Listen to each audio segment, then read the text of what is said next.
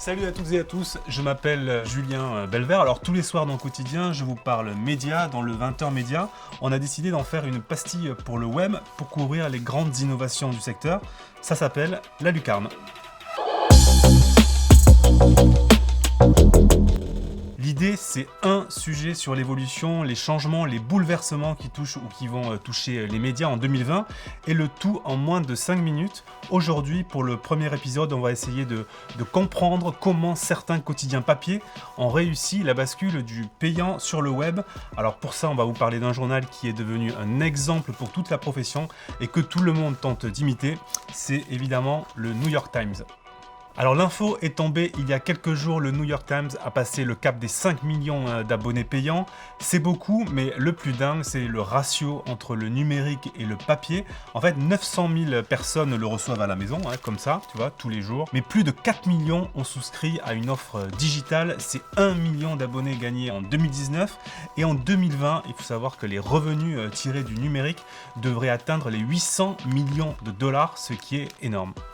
Alors tout ça n'est pas arrivé par hasard. Pour obtenir ces résultats, le New York Times a mis en place depuis plusieurs années une stratégie hyper agressive. Alors la première, c'est mieux connaître son audience. Après 3 articles en consultation gratuite sur le site, vous devez donner votre email pour continuer à lire le journal en ligne. Moi je trouve ça beaucoup plus efficace que le paywall par exemple, hyper frustrant en cours de lecture qui vous empêche d'aller au bout de l'article.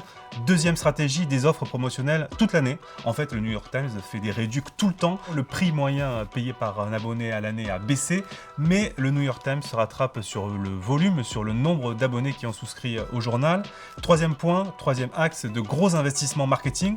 Le journal dépense 50 millions de dollars par an pour faire la promo de sa marque, et ça, aucun autre journal ne le fait. Quatrième axe, enfin, la diversification avec des sous-sites spécialisés dans les recettes de cuisine, les mots croisés, ça cartonne, un site dédié aux parents. Le New York Times a aussi lancé ses podcasts d'actu, c'est très à la mode. The Daily est devenu une référence et cartonne avec 2 millions d'abonnés. From the New York Times, I'm Michael Barbaro. This is The Daily.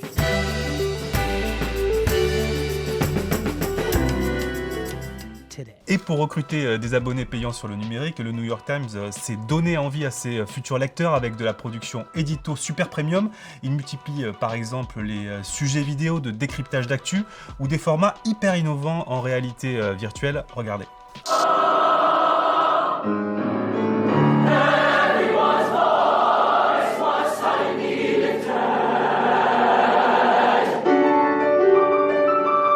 Le journal investit aussi beaucoup dans les infographies assez spectaculaires. Je vous avais parlé dans le quotidien de celle réalisée pour la pollution au plomb de Notre-Dame. C'était très réussi. Les retombées toxiques de Notre-Dame, titre le New York Times avec cette infographie. On découvre que les contaminations au plomb sur le parvis de Notre-Dame ont été 1300 fois supérieures aux doses autorisées. Tous ces points que tu vois, ce sont les lieux publics où une contamination grave s'est produite. Le Times révèle que 6000 enfants vivent dans cette zone à risque. Mais si le New York Times cartonne autant, c'est aussi grâce à lui. I'm telling you folks, look. I know these people probably better than anybody. And a lot of people have a problem with it because, look, what happens with them, if they're doing a story about me, I know if it's honest or false. If you're reading a story about somebody, you don't know. You assume it's honest because it's like the failing New York Times, which is like so bad. It's so bad. Et plus Donald Trump critique le journal, et plus le journal recrute d'abonnés. Le New York Times s'est d'ailleurs lancé dans le recensement de tous les mensonges du président. Ça rend complètement fou Trump, mais les lecteurs adorent ça. En France, il y a un journal qui suit de très près la stratégie du New York Times, c'est évidemment Le Monde. Le marché n'est pas aussi gros, mais le journal du soir a de grosses ambitions. Pour la lucarne, Harold Grand est allé rencontrer Alexis Delcambre, il est chargé de la transformation numérique de la rédaction. Bonjour, Alexis Delcambre, directeur adjoint de la rédaction du Monde, en charge du numérique. On publie environ 120 sujets chaque jour sur le numérique. Il y a vraiment une problématique de comment on les fait vivre tous ensemble tout au long de la journée. Et puis on a des projets dans le domaine des nouveaux formats. Alors évidemment on fait déjà de la vidéo sur YouTube, on a une édition Snapchat. Récemment on a testé des premiers podcasts, donc c'est un nouveau champ qu'on a ouvert et qu'on va peut-être étoffer. Et voilà, on réfléchit toujours à tout ce qui peut nous permettre de connecter en fait avec des nouveaux publics.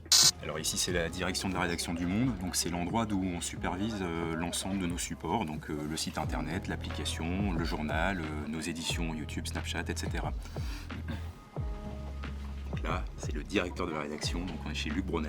Bonjour, Luc Bronner, je suis directeur de la rédaction du Monde. Les derniers chiffres du New York Times, c'était 5 millions d'abonnés, donc 4 millions d'abonnés numériques. C'est quoi votre réaction ici au Monde quand on voit ces chiffres assez faramineux? C'est très encourageant, ça veut dire que c'est possible aujourd'hui d'avoir un modèle de presse de qualité qui fonctionne bien et qui permet de faire vivre une rédaction nombreuse comme celle du New York Times. Ce qui est intéressant, c'est que nos propres chiffres correspondent. Alors, on n'est pas en millions puisqu'on est en France sur une population qui est moins importante et sur une langue, le français, où il y a évidemment moins de lecteurs que pour l'anglais, mais en proportion, on est sur des évolutions qui sont comparables pour ce qui concerne le Monde aujourd'hui. Et au Monde, là, c'est combien d'abonnés numériques aujourd'hui? Alors, on se rapproche des 250 000 abonnés numériques tout compris, ce qui est le plus haut chiffre de l'histoire de ce journal. Donc, ce qui est intéressant, c'est que contrairement à tous les discours déclinistes sur la presse, ce qu'on voit nous aujourd'hui et qui est assez génial, c'est qu'avec une rédaction de 500 journalistes, on arrive à battre tous nos records de diffusion et notamment d'abonnés qui sont aujourd'hui d'abord des abonnés numériques. Bon voilà, c'est terminé. On espère que cette première lucarne vous a plu. N'hésitez pas à la commenter et à la partager. On bosse déjà sur la deuxième.